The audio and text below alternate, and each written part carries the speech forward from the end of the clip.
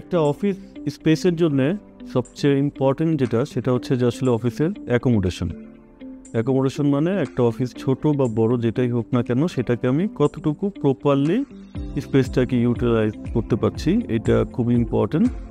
আর অফিসের এনভায়রনমেন্টটাও একটা খুব বড় একটা ব্যাপার। তো এরকম কিন্তু হয় অনেক সময় আমাদের অফিসের রিকোয়ারমেন্ট অনেক বেশি থাকে, তখন আমরা অফিসের ইন্টেরিয়রটা করতে গেলে খুব প্রবলেম ফিল করি যে আসলে এত কিছু একটা জায়গাতে কিভাবে আমরা দেব। আবার সেই ক্ষেত্রে আমাদেরকে এটাও মাথায় রাখতে হয় যে আসলে আমরা বেশি স্পেস নিয়ে ফেললে যদি আমাদের ওপেন স্পেস কম থাকে তাহলে অফিসের এনভায়রনমেন্টটা কিন্তু ঠিক থাকবে না। তো এটা কিন্তু একটা খুব বড় চ্যালেঞ্জ যে আমাকে ম্যাক্সিমাম ইউটিলাইজ বা অ্যাকোমোডেশন করতে হবে, আবার অফিসের স্পেসটাকেও এমনভাবে ডিজাইন করতে হবে যাতে রিল্যাক্স ফিল করে সবাই কাজ করতে কমফোর্ট ফিল করে। এটা একটা খুব ইম্পর্টেন্ট একটা ইস্যু।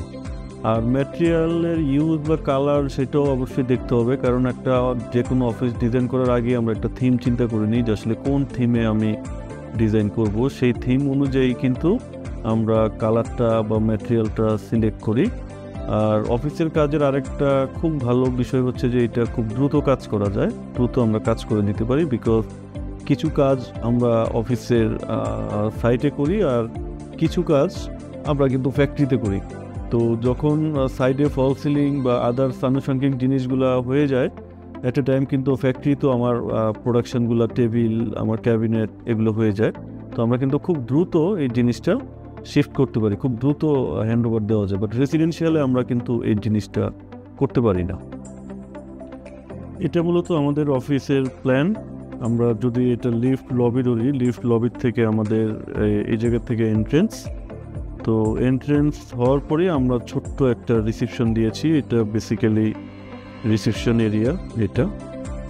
তো রিসেপশন এরিয়া থেকে আমরা আবার একটা কন্ট্রোলিং এখানে দিয়েছি যাতে যে কেউই রিসেপশনে ঢুকেই যাতে মেইন অফিসে না আসতে পারে। তো এখানে আমাদের একটা কন্ট্রোলিং থাকবে যেটা ফিঙ্গারপ্রিন্ট বা ফেস পাসওয়ার্ড দিয়ে এটা ভিতরে ঢুকতে পারবে। এখানে আমাদের একটা অ্যাকাউন্ট ডিপার্টমেন্ট দিয়েছি আমরা রিসেপশন বা আমাদের পাশে, যাতে বাইরের থেকে কেউ যদি ক্যাশ রিলেটেড কিছু থাকে তাহলে এদিক থেকে সেটা আমাদের সে ক্যাশ নিয়ে যেতে পারবে। আর আমার অফিসে এন্ট্রেন্স করার পরে আমাদের হচ্ছে এই জায়গাটুকু চারজন আমরা সিনিয়র পার্সন দিয়েছি। আর এখানে হচ্ছে যে আমাদের অফিসের এমডি। তো অফিসের এমডিকে আমরা এমনভাবে দিয়েছি যাতে উনি একটু প্রাইভেসি ফিল করেন, আবার হচ্ছে যে অ্যাট এ টাইম যারা সিনিয়র ওনার সাথে যাতে ডিরেক্ট কানেকশন করতে পারে। আর আমাদের এই জায়গাতে হচ্ছে যে অফিসের এক্সিকিউটিভ স্পেসটা দিয়েছি আমরা 8 জনের মতো অফিস এক্সিকিউটিভ আছে এখানে।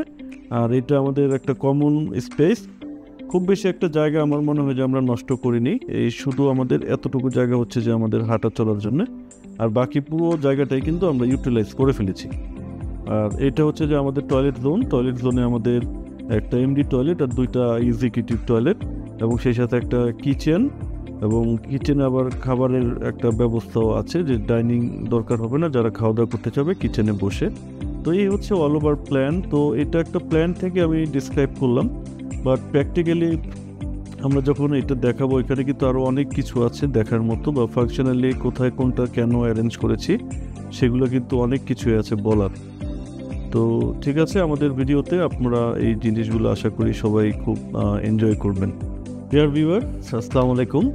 আজকে আসলে আপনাদেরকে যে প্রজেক্টটা নিয়ে বলবো সেটা আমাদের একটা কমার্শিয়াল প্রজেক্ট, একটা অফিসের ইন্টেরিয়ার। আমরা বরাবরই রেসিডেন্সিয়াল ইন্টেরিয়ারের ছবি বা ভিডিও আপনাদের কাছে দিই। তো আজকে আমরা একটা আমাদের কমার্শিয়াল প্রজেক্ট, চিটাগং আগ্রাবাদে একটা শিপিং লাইনের অফিস, একটা ছোট্ট অফিস, কিন্তু চেষ্টা করেছি আমরা এটাকে গুছিয়ে সুন্দরভাবে দেখানোর জন্য।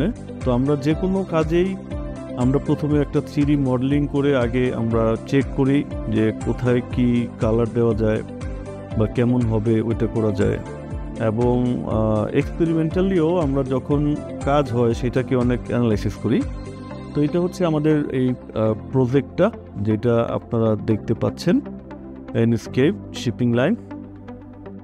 এটা হচ্ছে প্রজেক্টের এন্ট্রেন্সটাতে আমরা একটু ডিফারেন্ট একটা কালার দিয়ে একটা ওয়েলকামিং একটা ভাইব আনার চেষ্টা করেছি। এন্ট্রেন্সেরই বাঁ পাশে একটা জায়গা, সেই জায়গাতে আমরা একটা শিপ রাখবো, শিপটা রাখার জন্য এই জায়গাটা করেছি। এটা আমার লবি বলতে পারি, আমি রিসেপশন লবিতে আমার একটা ছোট্ট রিসেপশন ডেস্ক আর একটা সোফা দিয়েছি আমরা। আর ব্যাকগ্রাউন্ডে আমরা ফেয়ারফেসের মধ্যে একটা লোগো দিয়েছি। এটা আমাদের ইন্টারনাল অফিস স্পেস, ওয়ার্ক স্টেশনগুলো। তো আমরা এখানে জাস্ট একটা দুইটা কালারের মধ্যে থাকার চেষ্টা করেছি, অত ভ্যারাইটিস কালার এখানে দেইনি, মনোক্রোম একটা টোন রাখার চেষ্টা করেছি। তো এখানে ওয়ালগুলো ফেয়ারফেস। তো এটা আমাদের রিসেপশনের পিছনের একটা অংশ। অফিসটাকে বরাবরই একটা মনোক্রোম একটা টোনে রাখার চেষ্টা করেছি। ওয়ার্ক স্টেশনগুলো আমাদের খুব সিম্পল, মডার্ন, খুব সিম্পল ওয়েতে করার চেষ্টা করা হয়েছে এখানে। ক্যাবিনেটগুলোতে আমরা একটা হালকা উডেন টোন, কিছু ওয়ালে আমরা ফেয়ারফেস এবং তার উপরে কিছু টেক্সট অ্যাড করেছি আমরা। তো ডিজাইনকে আমরা বরাবরই চেষ্টা করি যত সিম্পল রাখা যায় অতই ভালো। এখানে আমরা ওরকম খুব বেশি ওভারডান কোনো কিছু করি নাই। কালারটাকেও আমরা জাস্ট একটা টোনে রাখার চেষ্টা করেছি। ওয়ার্ক স্টেশন এরিয়াগুলোতে আমরা ম্যানেজার টেবিল এবং এক্সিকিউটিভ টেবিল অ্যারেঞ্জ করেছি। এটা আমাদের এমডি রুমে আমরা এমডির যে টেবিলটা ছিল, বেসিক্যালি টেবিলটা ওনার আগের একটা টেবিল ছিল, বাট আমরা টোটালি কালার চেঞ্জ করে রুমের থিমের সাথে ম্যাচ করে দিয়েছি, যাতে ওই নতুন করে আমাদের একটা টেবিল কিনতে না হয়। আর এখানে চেয়ারগুলো আমরা একদম কাস্টমাইজ থিমের সাথে মিলিয়ে পিছনের যে ব্যাক ক্যাবিনেটটা আছে ওইখানে আমরা একটা অ্যাক্রিলিক দিয়েছি। ওই অ্যাক্রিলিক এবং আমাদের কালারের সাথে ম্যাচ করে ফার্নিচারগুলো আমরা সিলেক্ট করেছি। তো কেউ যদি অফিস স্পেস ডিজাইন করতে চান তাহলে আমাদের নাম্বারে আপনারা যোগাযোগ করতে পারেন। ধন্যবাদ সবাইকে।